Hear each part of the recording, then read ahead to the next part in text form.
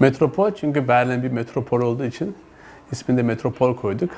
Şimdi başka bölgelerde gittiğimiz zaman da genellikle biz metropollere gidiyoruz. İşte Köln gibi, Hamburg gibi, Stuttgart gibi. O yüzden adını metropol koyduk. Metropol FM hem Türkçe anlaşılır bir kelime hem de Almanların anladığı bir isim. O yüzden Metropol ismini biz tercih ettik. Metropol FM Almanya'da 24 saat yayın yapan bir radyo. Hem Türkçe hem Almanca yayın yapmakta. Ve buradaki Türklere, Almanya'da yaşayan 3 milyon Türk'e yönelik bir radyo programı düzenlemekte. İşte 16 yıl oldu, işte 15 yıl, 16 yıl oldu. Çok başarılı bir şekilde yayın hayatımızı sürdürüyoruz. Radyo dinleyicileri tabii ki özellikle Almanya'da yaşayan Türkler.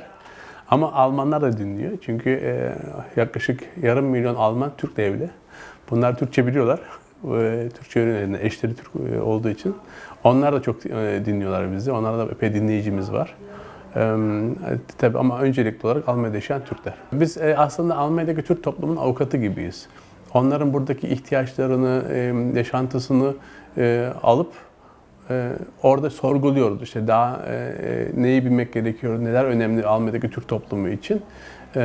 Onları mümkün olduğu kadar en güzel şekilde aktarmaya çalışıyoruz ama bizim haber merkezimiz, haber konsantrasyonumuz Almanya veyahut da bölgeler. Yani yayın yaptığımız bölgeler. İşte Berlin gibi, Hamburg gibi, Köln gibi, işte Stuttgart gibi. Ama siyaset bizi daha çok Almanya'daki siyasi olaylar ilgilendiriyor. Çünkü Almanya'daki Türk toplumunun hayatını etkileyen öncelikli olarak Almanya'daki siyasi veya toplumsal kararlar. Bunlar hakkında bilgi veriyoruz, haber veriyoruz. İşte burada çocuk parası artacak mı, düşecek mi, işsizlik sigortası ne olacak, işte buradaki ekonominin gidişatı nasıl vesaire. Bunlar Almanya'daki Türk toplumu öncelikle ilgilendiren konular. Biz de o yüzden haber ağırlığımızı Almanya'daki ekonomik, sosyal ve politik olaylara yönelttik.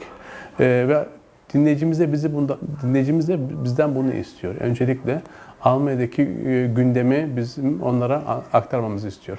Bunun yanı sıra da Almanya'daki Türklerin eğlence dünyasına hitap etmeye çalışıyoruz. İşte eğlence programlarımız var.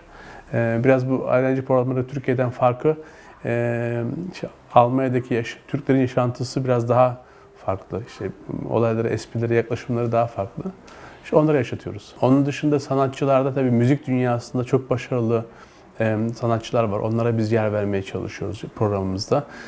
Sanatın her alanında, sporun her alanında, ekonominin her alanında Türk toplumu girmiş bulunmakta. Biz de onları yayında toplumun kendisi tekrar geniş alanlara taşımaya çalışıyoruz. Ve çok başarılı bir gidişat bu. Biz bundan dolayı da çok gurur duyuyoruz. Eğer bugün bir iş adamı, bir şirket, bir marka Almanya'da Türk toplumlaşmak istiyor ise çok fazla alternatifi yok. İşte en iyi alternatiflerden bir tanesi Metropol FM üzerinden gitmek. Çünkü tek başına duran bir radyo. O yüzden de bizim ekonomik gidişatımız yıllardan beri çok pozitif. Hatta son yıllarda Almanya'da da radyolarda bir gerileme oldu, ekonomik gerileme oldu. Biz ondan hiçbir şekilde etkilenmedik. Tam tersine radyo kurulduğu tarihten bugüne her sene büyüyen bir ciro göstermekte.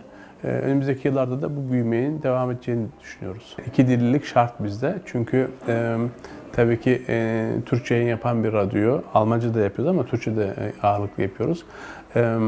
Yalnız iki dünyayı da tanımak gerekiyor. Yani hem Almanya'yı bilmek gerekiyor hem de Almanya'daki Türk dünyasını, kısmen de Türkiye'yi bilmek gerekiyor. İki dilde iki dünyayı da üç dünyayı diyebiliriz. Üç dünyayı anlayabilmek için iki dilde hakim olmak gerekiyor.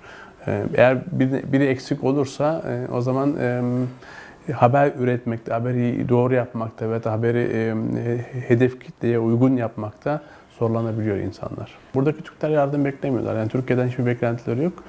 Aslında hepsi hayatlarından çok memnunlar, çoğu. Araştırmalar onu gösteriyor. Yani tabii daha iyi olabilir, o bir gerçek ama sonuç itibariyle ekonomik olarak Türk toplumu Almanya'da iyi. Yani Türkiye'den hiçbir beklentileri olduğunu zannetmiyorum ben. Daha çok Alman devletinden işte bazı beklentileri var. İşte bunlar da yavaş yavaş gündeme geliyor zaman zaman. İşte mesela çifte vatandaşlık istiyorlar. O haklara sahip değiller. Şimdi çocuklarına verirdi ama anne babanın hakka sahiptir. Yani iki ülkenin de vatandaşı olmak istiyorlar. Bunun gibi ufak tefek çözmemiz gereken bazı sorunlar var ama ben bunların hepsinin çözüleceğini düşünüyorum. Sonuç itibariyle önümüzdeki yıllarda Almanya'daki Türk toplumu da Almanya'daki toplumun önemli ve vazgeçilmez bir parçası olacaktır.